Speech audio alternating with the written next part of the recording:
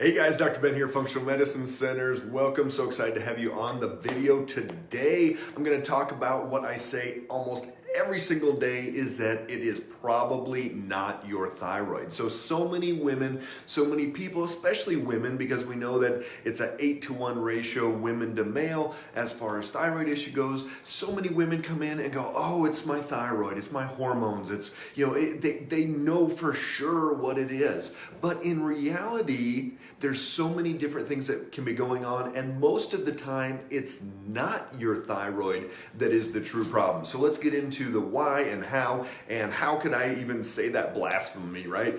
Because everybody's been told, we've got 20 million people on levothyroxine in this country. 20 million people, #1 best-selling drug in this country. And so you've been told day in and day out, oh, it's your thyroid. If we can just get your thyroid regulated, that will be the biggest thing that we can do. Good to see you, Brenda. Hey, guys, anybody popping on, go ahead and show us down below where you're watching from. Love to see you guys all over the country, all over the world.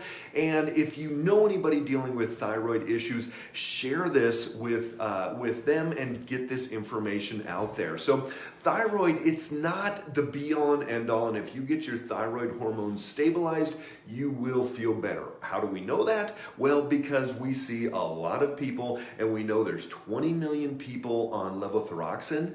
And then you got Synthroid, and then you got Armor and Naturethroid and all these different things. Hey, Lynette, good to see you.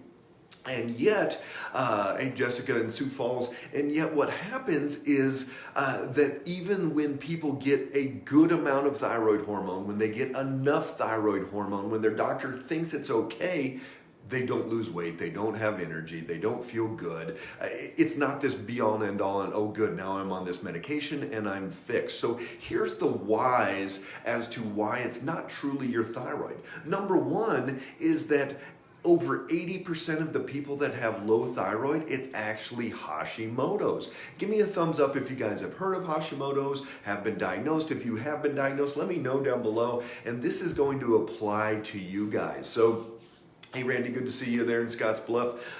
So the Hashimoto's, we're getting some thumbs coming in. So a lot of you guys have heard of Hashimoto's, know what Hashimoto's is, but did you know that 80% of the population of the people that are hypothyroid, actually it's Hashimoto's. Hashimoto's is autoimmune to the thyroid, and there's actually 2 types of Hashimoto's, 2 different antibodies, and so check some of my other videos and you can learn some of those things. Good to see you, Robin, as well. So Hashimoto's is not a thyroid disease. It's an autoimmune disease.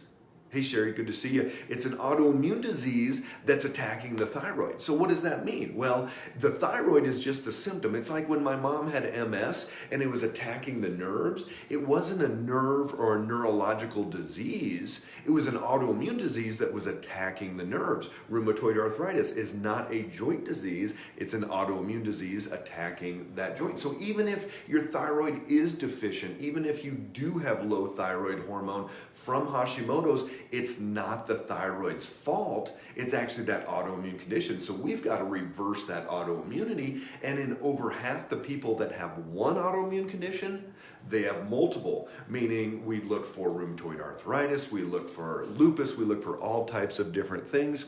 Hey there, Chelsea, calm down since I'm pregnant. Yeah, so Chelsea, be aware, one of the #1 things that we look for as to why somebody's autoimmune flares up is estrogenic events. So post-pregnancy, very many people are going to have this spike in their autoimmunity. So do everything you can during this pregnancy, because a lot of times it does calm down during the pregnancy. Do everything you can, because otherwise people can crash after that pregnancy. That's one of the biggest things that can happen, is those estrogenic events. And so keep that blood sugar stabilized, work on that leaky gut, do as much as you can during this pregnancy, and you'll come out even better through there. So that autoimmunity is going to be driven by a lot of different things.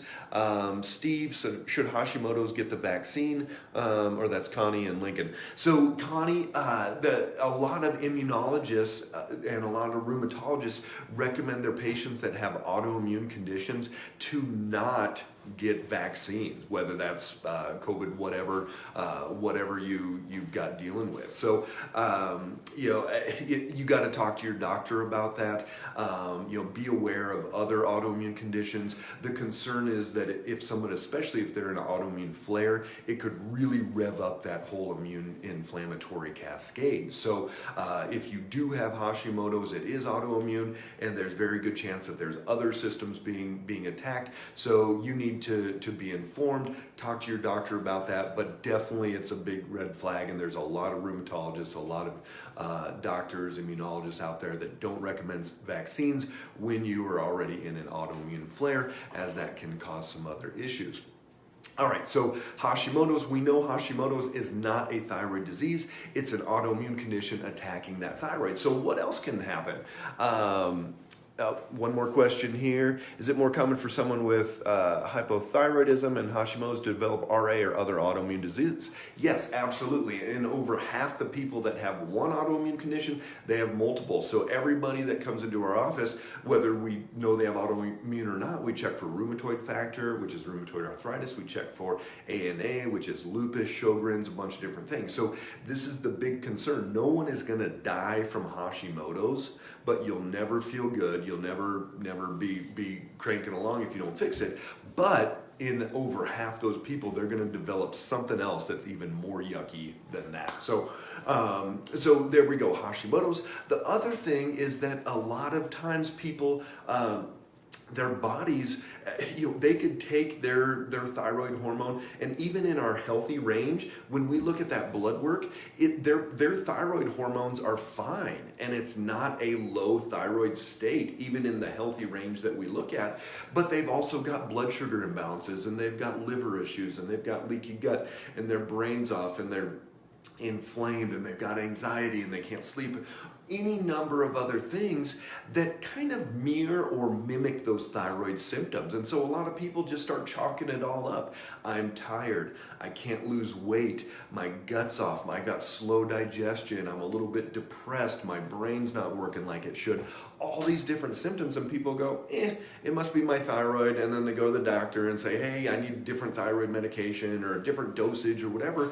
But that's not the solution. You've got to dig deep into what else is going on, because it's probably not your thyroid that's ultimately causing that problem. You've got to dig deeper. You've got to look into all of these other systems, and that's the approach we take with our patients every day. Is ultimately, once somebody comes in and they say, hey, I'm on thyroid and I've been diagnosed with thyroid, whatever, I don't really care at that point, because we've got to fix what's out of balance. And there's really no magic amount of thyroid hormone that's going to fix that person. There's no, you're not going to get to that place where you go, ooh, now I've at this magic level for the rest of my life and I feel great. I mean, maybe that happens to a few people, but to the majority of people that are taking thyroid hormones that have hypothyroid, it is not solving the problem. And that's ultimately what it comes down to, is you've got to fix the why, as opposed to just cover it up with thyroid hormones and go, oh great, here's some thyroid hormones, now you're fixed. It does nothing to calm down that autoimmune reaction, does nothing to fix your blood sugar, all these different things. Kind of like if you're on estrogen, progesterone, any hormone replacement, testosterone, any of that stuff, you go off, you're going to be right back where you started, because you didn't fix the why. So you've got to come from that place of, where are these imbalances coming from, and what can you do to actually fix those? So that's why we do all the videos that we do. We give you that information as much as we possibly can. You've got to rebuild that body, and ultimately the model needs to be a fix what you find, as opposed to a this for that. So you don't just give somebody a supplement, give somebody a medication because they've got X condition. You've got to fix whatever is out of balance. So Hashimoto's is not a thyroid disease. You've got to fix whatever is out of balance: leaky gut, gluten, vitamin D, estrogenic events, infections, inflammation, liver, all these different things. I've done a lot of different videos on that. If you do have Hashimoto's, if you know somebody with Hashimoto's, check out our videos. If it's easier to search on YouTube, we've got hundreds of videos on there. You can search. I've done workshops, all types of different things. Educate yourself on what you can do to get your body as strong and vibrant as possible. So remember, it's probably not your thyroid. And that's not what people like to hear, but it's true, and we see it every single day. So be strong out there, everybody. Great to have you on board. If you've got questions at all in regards to thyroid, anything at all going with your body, autoimmune, drop it down below and we'll answer those. Great to see everybody. Make it a great day.